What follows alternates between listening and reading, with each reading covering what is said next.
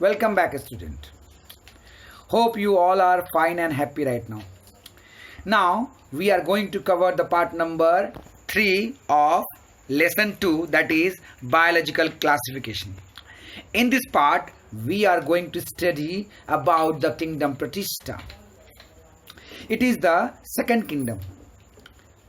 As same as Monera, they are also unicellular. But the main difference between Monera and Protista, that the Monera are prokaryotic as well as the Protista are eukaryotic in nature.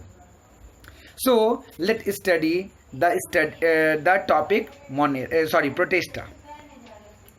So the kingdom Protista has been divided here into several parts, that is cryptophytes, dinoflagellate, euglenoid, slim molds and protozoans. We will study different kinds of Protista in detail. First of all, we should have a look on the general features of Protista. Let's study. It includes all unicellular and clonial eukaryotes. Means it includes all unicellular. All organisms are unicellular, although they can live in colony, but they are unicellular. They are not multicellular. Point to be noted. Okay. Another important topic, that all the cells are eukaryotic, not the prokaryote. So it is one of the most important term, and it is the main difference between Monera and Protista also. Okay, now we are going to study the second number point. Most of them are aquatic. Obviously they should have aquatic because they can get the food from the water. How can they able to live on the land? Some organisms are also live on the land, that is soil. Most of them are aquatic in nature, and they are called planktons. If they have chloroplast, and if they have no chloroplast, then in case of that they are called zooplanktons. So there are two kinds of planktons: phytoplanktons and zooplanktons. Phytoplanktons are those which contain chlorophyll, means they can able to do the photosynthesis. As you can see in the pond, the upper layer is the green color of the pond. So the green color of the pond is due to the presence of phytoplanktons. They have chlorophyll, although we cannot see them by our naked eye. They can only be observed under the compound microscope. Hope you are understanding. Next, the zooplanktons. Zooplanktons are those planktons which are found in the water body, and they feed the phytoplanktons. They have no chlorophyll for photosynthesis. Hope you understood this topic. Now, mode of nutrition. As I already told you, that they may be photosynthetic if they have chlorophyll. They may be parasitic if they enter in the body of the different kinds of organism and enter into the body of living organism, and obtaining the food from them at the cost of the life of that particular organism. So they may have the parasitic in nature, means they live inside the living organism, obtain the food from them, and they can harm their body. And they can also be holozoic, means they can eat any kind of food, obtain the food from the nature and feed it. And they may be saprophytic, means they can decompose the dead bodies of the different kinds of organism, either be the plant or be the animal. So these are the different mode of nutrition. Now we are going to study about flagella. If they are motile, means if they move from one place to another place, they have flagella for their movement.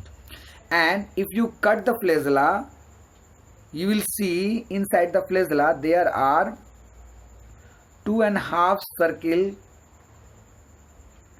These circles are called microtubules, and they are arranged like a pillar at the sides of the flagella. And how many are they arranged?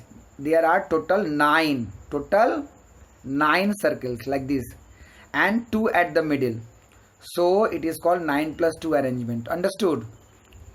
So the flagella, if present, are 11 stands. How many? Flagella means hair-like projections. When you cut the hair-like projection and watch and see under the microscope, compound microscope, you will see there is a microtubule like structure that arranged by the sides of the circumference of the flagella, and there are 9 scopes at the sides and 2 at the middle, and there are total 11 strands. Understood? So if flagella present 11 stranded, that is 9 plus 2 arrangement of microtubules are composed of tubulin. So the tube that you have seen is called tubulin. This is tubulin. It is 2.5 in structure. 2 is the full and 1 is half circle tubulin structure of microtubules can be seen. It will be necessary to read in the next chapter. When it will come, I will make you understand about the structure in detail. Understood? Next, the genetic material consists of 2 or more DNA. You know, they are eukaryotics. So in eukaryotes, there is a defined nucleus you will see, and inside the defined nucleus you will see there will be either 2 or more than, means in pair. The DNA present in pair, that is 2 or more in pair. Hope you understood these things. Now, what are the different kinds of protista? While we are going to start the learning about the protista, I told you that there are different kinds. The protista, that is kingdom protista, has been divided into cryptophyte, dinoflagellate, euglenoid, slim mold and protozoans. So there are main 5 kinds of protista. Now we are going to study it in detail about first, that is cryptophyte. So who are the member of cryptophyte? Very important, just that is I am going to tell you. Who are the sole member of cryptophytes? So diatoms are the sole member of cryptophytes. Diatoms are actually a kind of algae that are found on the surface of the water bodies. They are golden in color, that's why they are also called golden algae. Very important kind of algae. Remember this. The name of the algae is diatoms. They are found in the fresh water as well as marine environment. Marine means ocean. So they can found both in the fresh water or as well as salty water. They are microscopic and float passively on the water body.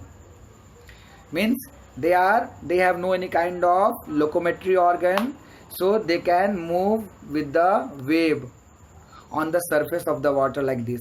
Understood? Most of them are photosynthetic. They have a peculiar kind of chlorophyll which help in the photosynthesis. That's why they are photosynthetic in nature. In diatoms, the cell wall have 2 overlapping. Have you seen the soap box? Soap box, yeah. The box in which you keep the soap for bathing. So, what kind of soap box have you seen? There is a, you can say, box which is overlapped by another box, isn't it? So, in the same manner, the cell wall of the diatoms have same arrangement. One is smaller cell wall and another is bigger cell wall. And the bigger cell wall overlap the smaller one, and this kind of arrangement is seen in case of diatoms. Understood? So in diatom, the cell wall have 2 overlapping cells which is fit one another in a soap box. Hope understood? So the wall are embedded with the silica. Yeah. These box are attached with silica. Silica means sand-like structure. Silicons. So this make the shell, or you can say covering, shoe box like covering, very hard and indestructible, means it cannot be destroyed at all. As you know, the organisms mostly live in the marine environment as well as freshwater environment, where the bed is mostly covered with the silicones. So the cell wall get the silicon and embedded with it, means packed with it, and due to packing of with the silicon, they are become indestructible and indestroyable. Now diatoms have left behind a large amount of cell wall deposit in their habitat, means some diatoms, sorry, not some diatoms, many diatoms, when get died, they deposits the cell wall on the surface of the habitat, and this accumulation make the earth diatomeous. Means if you see the surface of the water body where the lots of diatoms has been died in the very primitive time, it will look like the color of the diatom. Understood? That's why it makes the appearance of the ocean floor very brightest and colorful. That's why it is called diatomeous earth. It is very gritty. Gritty means sticky. So it is used for polishing purpose, filtration of soil, oil and syrup. Gritty means it just like a sand. Okay, where you can say it can be rubbed very well. It is used to rub anything. Okay, so that's why it is used for making polishing, filtration as well as syrup. So diatoms are the chief producer in the ocean. Who are called producer? Those who helps in the producing the food for themselves as well as for other organisms in the world, means plants. So diatoms, in case of ocean, diatoms are the main producers. It produce the food for themselves. Obviously they are eaten by the different kinds of microorganisms, zooplanktons and different kinds of fishes. So they obtain the food, they form the food for themselves as well as for the others. Now we are going to study the another kind of you can say another kind of protista, that is dinoflagellate. From the name you can understand, dino means two and flagellate means flagella. So there are so many protista which have two flagella.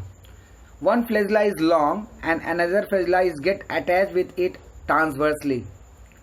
Understood? Yeah, it is the root of the flagella. One is long flagella, another is get transversely attached with it and making them unable to move in the different direction, ups and downs. You will understand the movement in the later classes. When it need, I will make you understand. So these organisms are mostly marine, means they are mostly found in ocean. They are photosynthetic, means they can capable to do the photosynthesis. They have different kinds of pigments. That's why they can show yellow color, green color, brown color, blue color or red color, depending on the main pigments present on the cell. So different kinds of pigment present, that's why they have different kinds of color. The cell wall is stiff and cellulose plates on the outer surface, means the cell wall is made up of cellulose and very tight or stiff. Understood? Most of them have two flagella.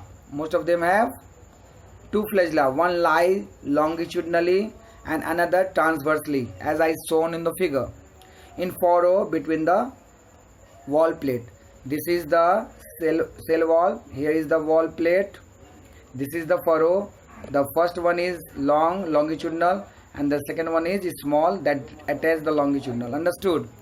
So this is the structure. It is a kind of unicellular protista, that is Euglena like, but Euglena is different. it has another category, that is euglenoid. I will explain you. So most of them have two flagella. One lies longitudinally, another transversely in the furrow between the walls plates. Very often the red dinoflagellate, very important, the red dinoflagellate called goniolax undergoes such rapid multiplication, means it divides such a way that it makes the ocean red in color, means it divides in such a way that a lots of goniolax present on the surface of the sea water or ocean water, and this release a toxin means zahar, and this toxin make the water so poisonous that it kills a lots of organism. So goniolax is a kind of dinoflagellate, or you can say protista, which is also called red tide.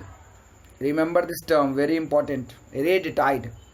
It multiply in such a way that it make the surface of the ocean red in color, and it makes the